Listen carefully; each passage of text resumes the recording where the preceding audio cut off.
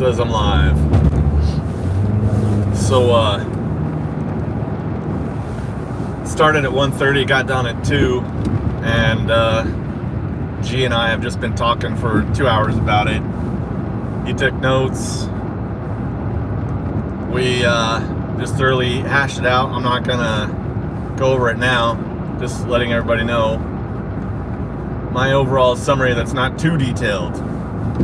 It's gonna be short. I'm driving home. Man. First off, I don't have the recording. I didn't dare record that, and nobody else was there to record it, and I just wish to God I had it. I'm gonna call the court clerk and see if they've got it. If they do, they're probably gonna erase it. I don't know if I've ever verbally dominated a judge as hard as I just did to Johnson. It might be my #1 best performance ever. I mean, I had a real powerful one that was over an hour against Sandcork a few months ago, but Sandcork was more of a pushover. That difficulty challenge on Sandcork is like, let's see, difficulty challenge on Sandcork, probably overall, I'd say he's about a 5 out of 10. Whereas Johnson, definitely more like a 7 difficulty level. And so, I don't know, it's just more for that reason. And, I mean, I got notches in my belt that I do not have. I thought I damn near got them all. I got Judge Johnson to yell at the top of his lungs and scream at me to tell me to shut up. Every time he threatened me, I had to turn around and hide my face so I wouldn't see me laughing, so he couldn't throw me in jail for that, and he knew it because I said it. I got him to admit that he is taking this case to a jury without a plea entered on the record. You heard that correctly. I got Judge Johnson to claim that he is taking this case to trial without a plea on the record. God. I got him to admit that there was no plea entered on the record. So when he said in the case file that I had pled guilty or not guilty on April 2nd, that was a lie. When Prosecutor Murphy puts in the jury instructions that I pled guilty, that was a lie.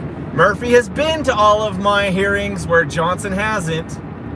So Murphy knows that was a lie, and he included it anyway. It's a provable lie. He is aware of how much resistance I put up to having a not guilty plea entered. And he claimed it anyway.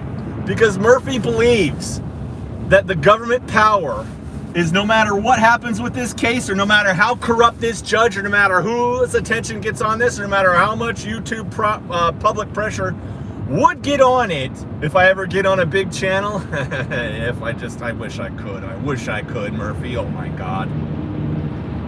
You're betting that you're always going to be protected. Okay? You might be. Okay. But you're lying through your face. Oh, here's another notch in the belt I got. The judge cut the meeting short because he couldn't take it anymore. He finally did what he didn't fully demand before, which is, you will be quiet right now! Is that how he said it? Not one more word. And then he said about 30 seconds worth of words and ended the hearing, and that was it. So he said, you can't talk or you're going to jail. So then he ended the hearing. Murphy said, oh, do you want this? He handed me some more discovery. Prosecutor Murphy is giving me discovery after the deadline to give jury instructions. No problem with that at all, Murph. And in order to answer his question as whether or not I wanted to receive it, I didn't dare answer because the judge said I'd be thrown in jail if I said one more word. So I paused and looked at the judge for several seconds to see any indication from him, which he did not give. So then I said, is it safe to speak? The judge did not respond, but he heard me. So I said, I guess by silence, it is safe. So yes, I will take the documents. And then I said to Murphy, it's funny, Murphy. I go, Murph, that's a fine career choice you made there, Murph. Slow, low, and to him directly from 2 feet away with everybody around him hip to that. And he could not bring himself to make eye contact. I say something like that directly to your face, insult you for your career choice after I just humiliate your judge. The goal of your ambition to become a judge yourself, I just destroyed in front of you, Murph, and you're lying on the record.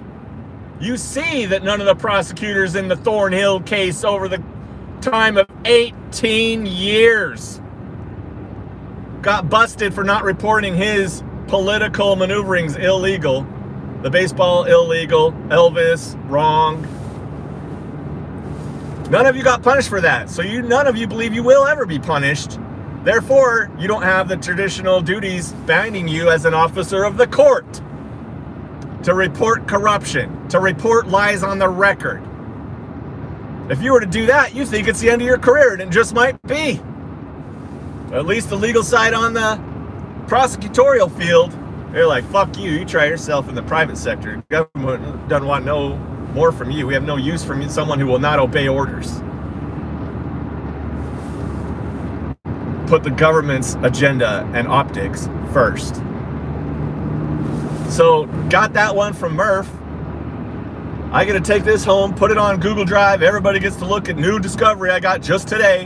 One of the DVDs says 911 on it, so I'm presuming it's the 911 call from the dog owners that I was just at Wentzville Police Department yesterday for. And I've got it in my hands today. Murphy can move in a day, but he wouldn't talk to me for a year. 10 months he handed me a manila folder with discovery in it for the first time. 10 months. And that was after, in June 26th on the record, where he requested I give discovery to him. I am eating you alive, Murph. Eating you alive, son. I am old enough to be your father. I am pulling your ass over my knee and spanking it hard. You're getting your ass beat in there, Murphy. I came after you directly. I'm not even talking to you, Judge. I'm talking to the prosecutor. Have you provided any factual... And he let me get the sentence out. He let me get the clarification out of the cause and nature of the charges that you're bringing against me, Murphy. And then he saved you. When I said I would plead guilty if I just got a yes or no to whether or not this documentation is provided, you couldn't answer yes or no, Murph. It's a yes or no. And then I would have pleaded guilty. But you couldn't do it. And the judge wouldn't allow you to have an opportunity to answer it. And he saved you. Because the government cannot answer that question.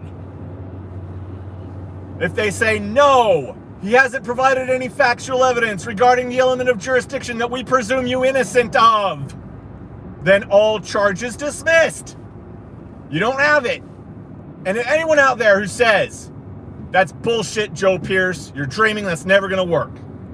I got a judge in Hawaii after 16 fucking months of hearings every 3 weeks to resurrect the exact same motion I filed in this one. That Sandcork so denied so easily, without grounds, without giving me a chance to respond to Murphy's arguments against it. To completion.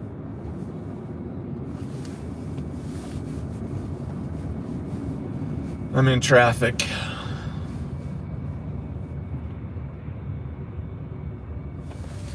They can't answer. If they answer yes, you would think they would just answer yes. He has provided factual evidence regarding the element of jurisdiction. By the way, the military does this. So you're making fun of the military if you think I'm foolish.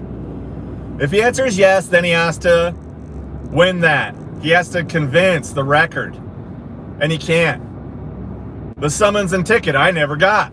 There's no statutes written. There's no codes written. There are no laws, because they don't even call them laws, written that say that presumption of innocence is overcome by this, by X, that pertains to jurisdiction. Either say might makes right, so we are going to impose, or we don't have to talk about jurisdiction anyway, we're just going to impose anyway. Either say these things and I'll plead guilty, or answer whether or not they've provided any factual evidence. Evidence. I don't believe your opinions, Judge Johnson. I believe factual evidence. And they won't even say, yes, I have provided it. Or they won't even say, no, I haven't provided it, but I will. And they know, because anytime they say yes, then I get to say, what is it? And they already know from me that verbally I destroy them. In the opinion of sheep listening, which is where all the power is and everyone agrees, I destroy them. My IQ, my articulation, my vocabulary, my recollection, my courage destroys them. It's not even close. You're not even close. I will go to a jail for a year, no problem. None. I see my life in decades, not 12 months. And here's the kicker, y'all. Here's the kicker. I walk inside with Gary. Yes, Gary saw this. This is the third hearing Gary's ever been to of mine, and he got to witness it. And it was probably the greatest, and I am super happy about that. And when I walked in, there was a bailiff sitting immediately on the left and one on the far side next to the bench. And that was they were the only people in the room. So I went through my typical bailiff introduction. Hello, I'm friendly. My name is this. Nice to meet you. Let me introduce myself. Hey, by the way, I know it's kind of scary when you have to order to arrest somebody. You don't know if they're going to get upset and fight you and all the taser and the mace. You don't want any part of this. I know. And so I'm just letting you know I can do that. If I see bailiffs I don't recognize, I let them know. Yo, I think I'm being arrested right now here today and for a year. And I'm not even upset about it. So when he says, oh, you're going to jail for anything whatsoever, contempt, trust me, I'm just going to give you my wrist. There's no resistance whatsoever. I'm just letting you know. So I went through this whole spill, right? And the bailiff turns to me and he goes, hey, man, just so you know, I'm not here because they have some predefined plan to arrest you. And I was like, gosh, thank you. Wow, I believed him. They don't even have to say that. I believed him. Now, if I believed him he was lying, I was just, oh, well, I'll just take it. Who cares? I believed foolishly, whatever. But I just believed him. My radar told me he wouldn't say that unless it was true. I go to dig. His wife is an employee in the courthouse. I'm not going to say which one. But, oh, I wish I could. Intimately entwined. She sees this, okay? His wife works there. I have spoken to his wife in the capacity that she has there. And of course I was nice. And I mentioned to her my YouTube channel and she went on it. And then the husband bailiff went on it. And oh my God. This is the third bailiff that has just gone out of his way to treat me like a normal human being. That never happens. It never happens. Oh, by the way, I gotta say something. I'm gonna say this publicly right now. Claire, oh my God, Claire, woo, Claire. Claire's this blonde woman who works in the public defender's office. Yeah, I went to the public defender's office, y'all. Claire, I am too old for you, Claire. You may have a husband. I didn't look for your ring finger or anything, but I hope you have a husband and a family and you're happy and everything. This woman was just so normal to me, just treating me like a normal human being. And I called her on the phone and talked to her, and she had the patience to listen to me even though she didn't have to. And I'm obviously bringing up difficult things. She was just a consummate professional, just heard me out. And then, I try my best not to ramble at all and just be relevant and then leave. And I did, and it was great. So I go in to see her, And oh man, Claire, you're just a cutie, man. You are just, here's why I'm just gonna give you such a compliment here, Claire. And I'm not coming at you like, oh, I want to date you, Claire, nothing. Like, I'm probably 20 years older than you. I'm not even coming at you. You're married and you have a boyfriend, and I'm happy for you both, Claire. Honestly, okay? But I just want to give you a sincere compliment as a reward, and you know, for being nice to me, being normal to me. I don't even require nice, just normal. It makes me do cartwheels. What's that? Oh, I'm getting long gas, no big deal. Okay, so Claire, here's what's awesome about you. Okay, Claire, as much as it might be nice to have like the face of a supermodel, like a 10 or a 9, trust me, that's not where it's at. They are not the most attractive faces to high quality men. And I'm sure your husband or boyfriend is one of them. Men want a 5 or a 6. Now, you're not a 5 or 6. You're definitely more cute than average. But you don't want to be any cuter than your face is, Claire. You don't. Your face is a 10 because everybody knows that you don't have the face of the 10, and so you haven't been having all that attention that comes to a girl as soon as she turns 14, basically. Good grief. And so you've got your fit, and you've got the perfect face for a high-quality keeper woman. And I just never say this to women ever. I'm just giving her a random compliment on my channel. Like, I'm not hitting on you. I'm saying I mean, my male genes are naturally attracted. Why wouldn't they be? I mean, that's not even voluntary. But oh, let me get off here on this exit 1 second. But yeah, I'm just giving you respect, Claire. I just think you're awesome. And you didn't even do anything to me. And I gotta say, I got a little bit of a feeling. Got a little bit of a feeling that Claire didn't like hate the attention I was giving her. I'm all trying to lay on some charm and everything. I'm kind of good at it. It's one of my strengths. And anyway, Claire, you're freaking hot, man. I'm just telling you. Have I ever told a woman she's hot on my channel ever before in my entire life? No. It's just not something I would do. It's just whatever. It's just part of the rush. It was such a rush. I can't even. When was the last time I had this big of a natural high? Just a euphoric freaking high for hours after. Like, what was the last thing I did? I don't want to take time off this video, but I mean, it happens. I just have to think of the last time. It's just such a great, you know, it's like all the benefits of being drunk or weed or whatever, it's a different, obviously, but it's better. And there's zero side effect or negativity whatsoever, and it's just such a rush. That bailiff, God, I wish I could hear him tell that story of what he witnessed to his wife and to his fellow bailiff buddies. I just wish to God, because I know that was the craziest fucking thing he's ever seen or heard in his life. In a court. Now, I'm not talking about, like, I'm sure he's seen people go violent, crazy, and attack people. I'm not saying, like, the most extreme. I'm just saying I would be willing to bet money.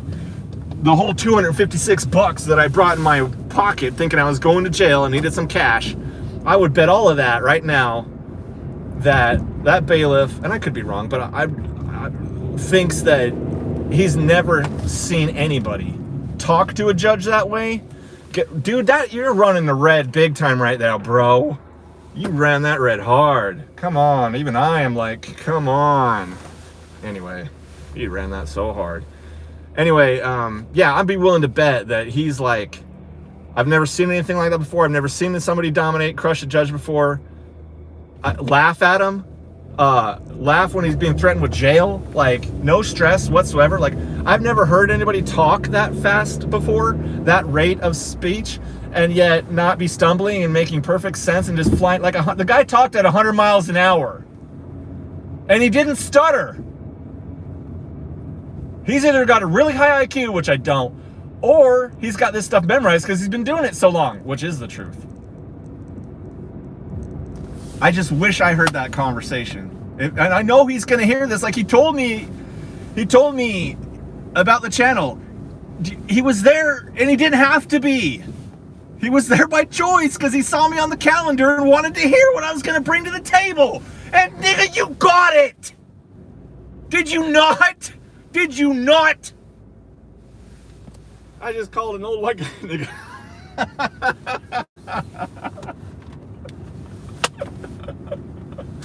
I'm sorry, I can't help it. I'm just on such this high, like, you just had to be there. I just wish to God I had it recorded. God, I'm gonna call him and be like, yo, did you get that recording? I want to pay, here's my $25. Please give me the audio recording of that. I'm gonna give it to all the soft sits and all the name gamers and all the minarchists and be like, if you think you can be more effective with the sheep and generating public that makes them think, you know what, we don't have to listen to these motherfuckers in these robe costumes. We don't need nonviolent victimless criminal charges. Fuck this shit. What about that factual evidence regarding the element of jurisdiction, prosecutor? What the fuck? Like, if you think you can get them to want to do that more than I, and this hearing here, you are willing to try and use AI and use every advantage you can to do it, you're not gonna beat something that I did with my fucking freedom and money on the line in front of a judge in live court hearing. After 15 fucking months, the entire weight of this goddamn government coming down upon me from every position they can. Except Claire. Claire's a sweetheart, and so are the bailiffs. Well, I'm coming off like a madman because I'm yelling and screaming and then going back to laughing, but all of it's yelling and all of it's laughing and having a good time. And just I yell when I feel real passionate about something. And I don't care that I'm going off, and I don't care if I look like a fool, and I don't care. I'm the only American to get an American judge in the history of this country to have a judge resurrect a motion to dismiss all charges because the prosecutor doesn't have any evidence of jurisdiction, and have it granted. All charges dismissed after 16 months. Turns out you were right all along. We don't have jurisdiction, and you are presumed innocent of it. So, case closed, all charges dismissed. That happened to me. I'm just gonna end it on that.